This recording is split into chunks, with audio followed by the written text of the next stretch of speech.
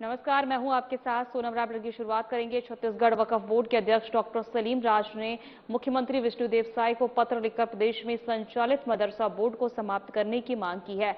उन्होंने इसके स्थान पर उत्तराखंड की तर्ज पर छत्तीसगढ़ अल्पसंख्यक शिक्षा प्राधिकरण के गठन का प्रस्ताव रखा है और डॉक्टर सलीम राज ने अपने पत्र में कहा कि वर्तमान में मदरसा बोर्ड के अंतर्गत संचालित मदरसों में छात्रों को आधुनिक शिक्षा प्रणाली के अनुरूप शिक्षा नहीं मिल पा रही है।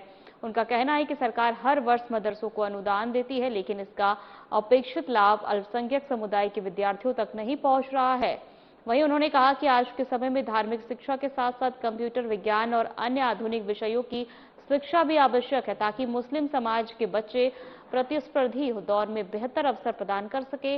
वहीं उद्देश्य से उन्होंने मदरसा बोर्ड को समाप्त कर अल्पसंख्यक शिक्षा प्राधिकरण का गठन करने की मांग की है। पत्र में उत्तराखंड सरकार के मॉडल का भी उल्लेख किया गया है।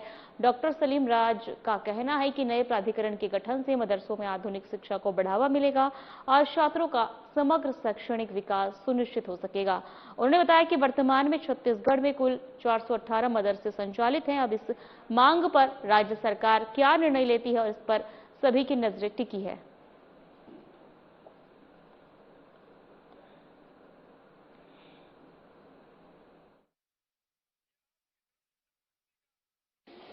छत्तीसगढ़ में मदरसा बोर्ड समाप्त कर अल्पसंख्यक शिक्षा प्राधिकरण बनना चाहिए, क्योंकि मदरसों में आधुनिक शिक्षा नहीं होती है, सिर्फ दीनी शिक्षा होता है। हम चाहते हैं कि जो भी मदरसा में बच्चा पढ़ने वाला, एक हाथ में कुरान हो तो एक हाथ में कंप्यूटर होना चाहिए। मदरसा के बच्चे पढ़ने वाले हिंदी, इंग्लिश, विज्ञान, गणित का भी अध्ययन करें। मदरसा के बच्चे पढ़ने वाले डॉक्टर, इंजीनियर, वकील, वैज्ञानिक बने। उसके तहत मदरसा बोर्ड समाप्त कर अल्पसंख्यक शिक्षा प्राधिकरण का गठन करना चाहिए। मदरसों के कारण इस्लाम भी बदनाम होता है, मदरसों के कारण मुसलमान भी बदनाम होता है।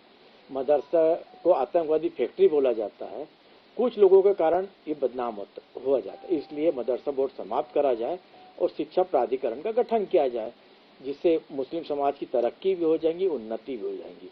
अभी मुस्लिम बैसाखी के सारे में चलने वाला बन रहा है, हम चाहते हैं कि मुस्लिम दौड़ने वाला बने, इसलिए आधुनिक शिक्षा के साथ में होना चाहिए। भारत निर्वाचन आयोग द्वारा नई दिल्ली स्थित India international institute of democracy and election management में मीडिया एवं संचार अधिकारियों के लिए दूसरे एक दिवसीय राष्ट्रीय सम्मेलन का आयोजन किया गया।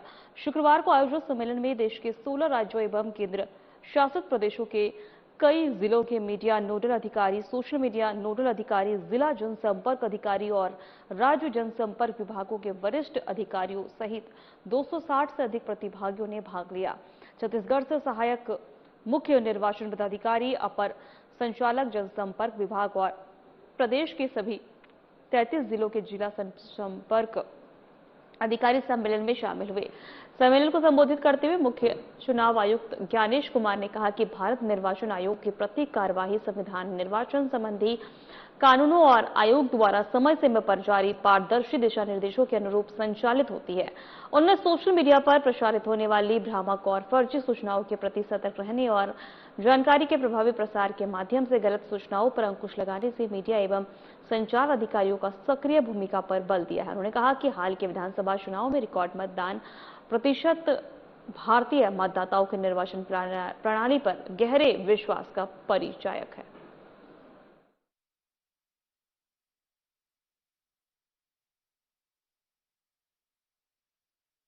राज्य सरकार ग्रामीण अंचलों के चहुमुखी विकास और बुनियादी सुविधाओं को सुदृढ़ करने के लिए निरंतर कदम उठा रही है। इसी कड़ी में वालौदवा बाजार और भाटापारा जिले की ग्राम पंचायत झोंक में विकास कार्यों की बड़ी सौगात मिली है।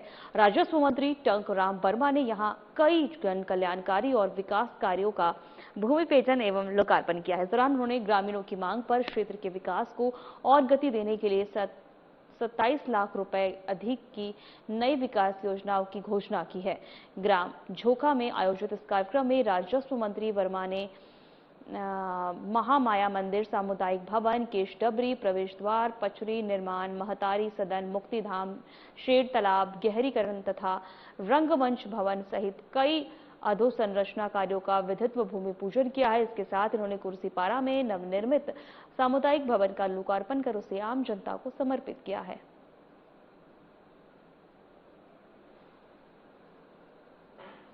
छत्तीसगढ़ में विज्ञान और अनुसंधान गतिविधियों को नई दिशा देने की पहल के तहत प्रमुख सचिव सोनामणि बोरा ने रायपुर स्थित विज्ञान और केंद्र का निरीक्षण कर छत्तीसगढ़ विज्ञान एवं प्रौद्योगिक परिषद की केंद्रीय प्रयोगशाला सुविधा का जायजा लिया। उन्होंने प्रयोगशालाओं को तकनीकी इकाइयों और अन्य वैज्ञानिक सुविधाओं का अवलोकन करते हुए उनके आधुनिकीकरण, संसाधनों के विस्तार और गुणवत्ता उन्नयन के लिए आवश्यक दिशा निर्देश दिए और मुख्यमंत्री विष्णुदेव साय और उप मुख्यमंत्री विजय शर्मा के मार्गदर्शन में संभावित आगामी माह दिसंबर में राजधानी रायपुर में आयोजित होने वाले राष्ट्रीय साइंस म्यूजियम का जायजा लिया और आवश्यक दिशा निर्देश भी दिए गए। वहीं आपको बता दें कि इसके लिए राष्ट्रीय आयोजन में देश भर के साइंस सेंटर हिस्सा लेंगे। निरीक्षण के बाद आयोजित समीक्षा बैठक में प्रमुख सचिव ने परिषद की सभी शाखाओं एवं प्रयोगशालाओं के कार्यों की विस्तृत समीक्षा की। उन्होंने विज्ञान केंद्र की लाइब्रेरी को आधुनिक एवं सुव्यवस्थित बनाने के, प्रयोगशालाओं को अत्याधुनिक तकनीकों से सुसज्जित करने और शोध एवं अनुसंधान गतिविधियों को और अधिक प्रभावी बनाने के निर्देश दिए।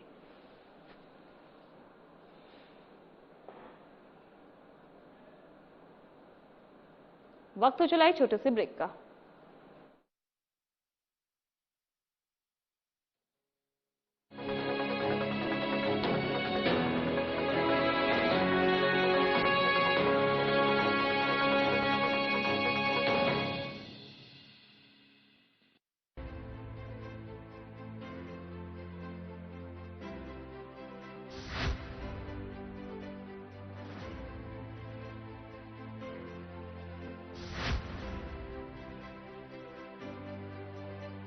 विजन 2047 की बात करते हैं। हाँ, पिक्चर पूरी बाकी है तो बहुत देश को आगे ले जाना है। वो तो ये था कि शतरंज की बिसात बिछाई जाती थी कि किस तरह से बिसात बिछाई जाए कि हम सामने वाले को फटका नहीं दे दें, लेकिन आजकल गोगली फेंका जा रहा है बहुत ज्यादा।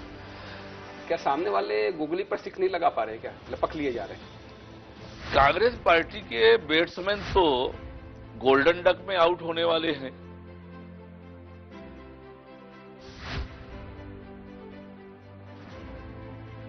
दर्शकों के लिए कुछ लाइनें जो आप बता सकते, कह सके। चल संगी जुर मिल कमा बोरे करम खुल गे, पथरा मा पानी ओ गराबो, धरती मा सोना उपजाबो।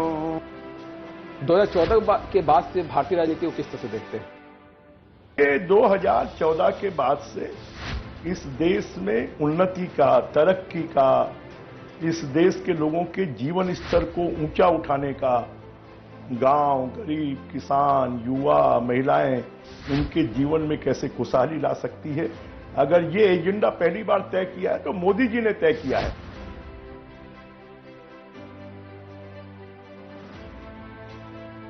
तरह से काम होना चाहिए था जो नहीं हो पाया। नहीं, देखिए सभी ने काम किया है, मैं बिल्कुल ही नहीं कह रहा हूं कि किसी ने काम नहीं किया है। हाँ, विगत सरकार ने भी कुछ किया है परंतु कॉम्प्रोमाइज रही काफी चीजों पर, यह भी सच है। आयुष्मान में जो अभी अनियमितताएं बढ़ती जा रही है निजी हॉस्पिटलों के द्वारा। आपने बहुत बढ़िया किया है प्रश्न पूछकर जी। मेरी इससे भावनाएं भी जुड़ी हुई हैं, क्योंकि मैं एक ऐसे क्षेत्र से आता हूं जहां लोगों को बीमार होने के बाद छोटे छोटे टेबलेट्स के लिए मुर्गियां बेचते देखा हूं। कि सत्ता रहे तो संगठन का काम बहुत राह आसान हो जाता है या चुनौतियां और बढ़ जाती है? नहीं, संतुलन, बेहतर संतुलन के साथ सब काम कर रहे हैं। देखिए, ये कहने को एक वो बन गया है कि सत्ता और संगठन, वरना सत्ता में कौन है बताइए ना। विष्णुदेव साय जी मुख्यमंत्री जी हैं, लगातार अध्यक्ष रहे हैं। महतारी वंदन योजना से मंत्री जी आपने किस तरह का बदलाव देखा महिलाओं के बीच? सबसे पहले तो विशेष साधना न्यूज़ को बहुत बहुत धन्यवाद देना चाहूँगी कि आज मुझे लगता है इस तरह से पहली बार आपसे फेस टू फेस हो रहा है। और दूसरी बात ये है कि हमारे लिए नहीं, ये तो छत्तीसगढ़ में भारतीय जनता पार्टी की सरकार बनाने में महत्वपूर्ण भूमिका निभाई है महतारी वंदन योजना।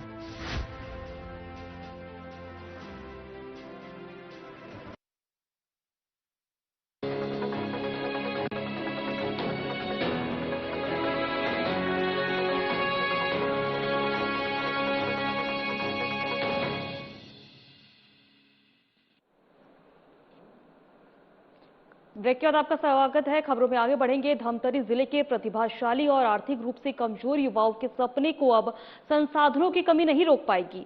जिला प्रशासन एक बेहद सराहनीय और दूरदर्शी कदम उठाते हुए बाबू छोटेलाल श्रीवास्तव शासकीय स्नातकोत्तर और महाविद्यालय में पहल कार्यक्रम का शुभारंभ किया है।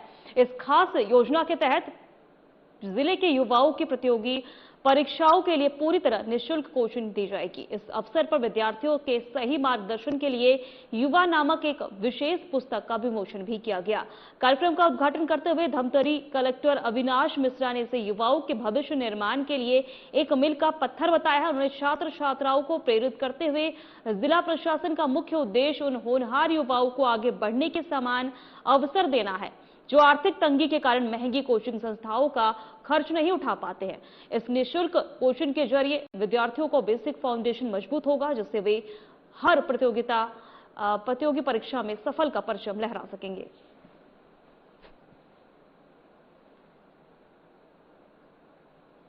जेसीआई रायपुर वामा कैपिटल द्वारा आयोजित नारी संगम सीजन 3 लव यू जिंदगी का भव्य एवं ऐतिहासिक आयोजन किया गया। पंडित दीनदयाल उपाध्याय ऑडिटोरियम में रायपुर में सफलतापूर्वक संपन्न हुआ। महिलाओं के नेतृत्व, सीखने, संवाद और उत्साह से परिपूर्ण इस महासम्मेलन ने अपनी विशिष्ट पहचान स्थापित की। कार्यक्रम में लगभग 300 से संस्थानों से 2000 से अधिक महिलाओं की गरिमामय उपस्थिति नजर आई। आयोजन में शामिल सभी महिलाओं का मेडल पहनाकर सम्मान किया गया। प्रशिक्षण सत्र का संचालन international prime trainer PPJFR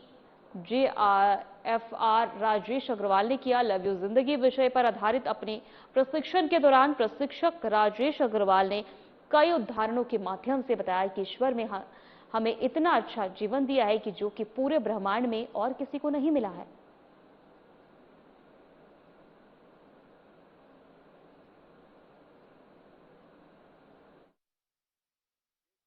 वामा capital के द्वारा ये नारी संगम का प्रोग्राम आयोजित किया गया था। इसके पहले भी 2018 और 2019 में ये प्रोग्राम हुआ था, जिसमें लगभग 200 लेडी ऑर्गेनाइजेशन को इन्होंने उस टाइम में कॉल किया था और golden book of world record में दर्ज हुआ था। इस बार इन्होंने पूरे छत्तीसगढ़ से 300 लेडी ऑर्गेनाइजेशन को कॉल किया, जिसमें लगभग 2000 महिलाएं आई और इस बार अपने ही रिकॉर्ड को तोड़ करके golden book of world record में अपना नाम दर्ज की। ये प्रोग्राम जैसे रायपुर वामा कैपिटल पूरे छत्तीसगढ़ में महिलाओं को इकट्ठा करके ये मैसेज देना चाहती हैं। आज का विषय जो रखा गया था लव यू जिंदगी, कि हमारी जिंदगी होती क्या है, प्रॉब्लम में हम लोग कैसे रहते हैं, उसमें से वापस निकल करके अपनी जिंदगी को खुशहाल कैसे बनाएं। इस पे मेरा 2 घंटे का ट्रेनिंग प्रोग्राम था और लोगों ने खूब इंजॉय किया है। पिन ड्रॉप साइलेंट होकर के सारे लोगों ने इसको मजे से सुना है और आगे के लिए अपने जीवन के लिए बहुत ज्यादा खुशहाली और आनंदमय वातावरण के लिए अपने आप को सीख लेकर के गए हैं। हम लोगों ने टारगेट किया था कि हम लोग 300 ऑर्गेनाइजेशंस को कवर कर पाएं और मुझे बताते हुए आप लोगों को बहुत खुशी हो रही है कि 301 ऑर्गेनाइजेशंस का रजिस्ट्रेशन हुआ था और आज लगभग 2000 से ज़्यादा लोग यहाँ पे शामिल हुए हैं। राजेश अग्रवाल सर की ट्रेनिंग हमेशा से ही बहुत ही प्रेरणादायी रही है और उनके वर्ड जो है, हर एक वर्ड कुछ ना कुछ सिखाते हैं। तो आज 2 घंटे सारी फीमेल्स कलेक्टिवली इकट्ठा होके अपने उन अनछुए पहलुओं को उन्होंने जाना जो हम सब पहले से जानते हैं बट जिसमें ध्यान नहीं दे पाते हैं, और ना सिर्फ उस विषय में उन्होंने जानकारी ली बल्कि उनको इन्फोर्स भी किया कि वो इसमें काम करें। तो ये बहुत ही अच्छा शानदार सेशन था। बारिश से पहले शहर के तालाबों के संरक्षण और उन्हें साफ सुथरा बनाने के अभियान की शुरुआत जिले की कलेक्टर रैना जमील ने श्रमदान कर की। वहीं बड़कापारा तालाब से शुरू हुए इस अभियान में कलेक्टर, नगर पालिका की टीम, जनप्रतिनिधियों और स्थानीय लोगों ने मिलकर तालाब की सफाई की। प्रशासन का उद्देश्य बरसात से पहले तालाब से गंदगी हटाकर उनकी जल भराव क्षमता बढ़ाना और जल संरक्षण को मजबूत करना है। इसके साथ ही तालाबों के सौंदर्यीकरण की दिशा में पहल की जा रही है। कलेक्टर रैना जमील ने कहा कि शहर के सभी तालाबों की इसी तरह श्रमदान के माध्यम से सफाई कराई जाएगी ताकि बारिश से पहले उनकी स्थिति बेहतर हो सके। नगर पालिका अध्यक्ष ने बताया कि शहर के 3 प्रमुख तालाबों की सफाई पूरी होने के बाद उनके सौंदर्यीकरण के लिए विस्तृत परियोजना तैयार की जाएगी, जिससे स्थानीय लोगों को बेहतर वातावरण और घूमने फिरने की सुविधाएं मिल सकेंगी। नगर पालिका उपाध्यक्ष ने लोगों से अपील की है कि स्वच्छता केवल सरकार की जिम्मेदारी नहीं बल्कि हर नागरिक का कर्तव्य भी है। प्रशासन के अनुसार तालाबों के विकास का प्रस्ताव शासन को भेजा जा चुका है। स्वीकृति मिलते ही सौंदर्यीकरण का कार्य शुरू किया गया है।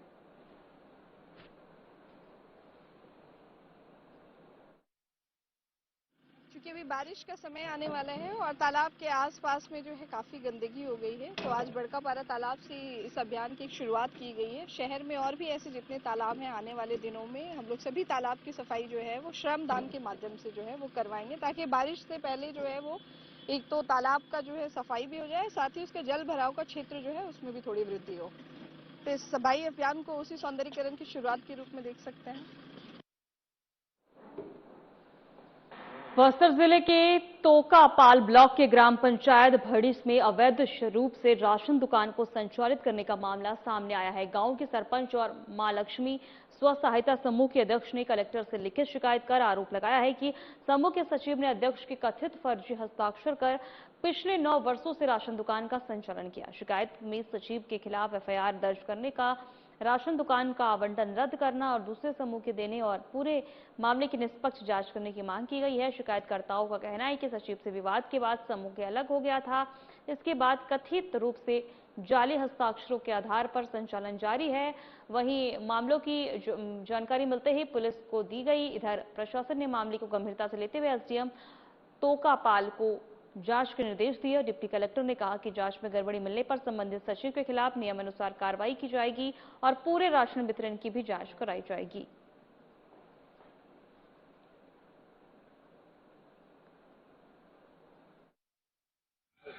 राशन दुकान का स्व सहायता समूह को हम लोग हटाना चाहते हैं।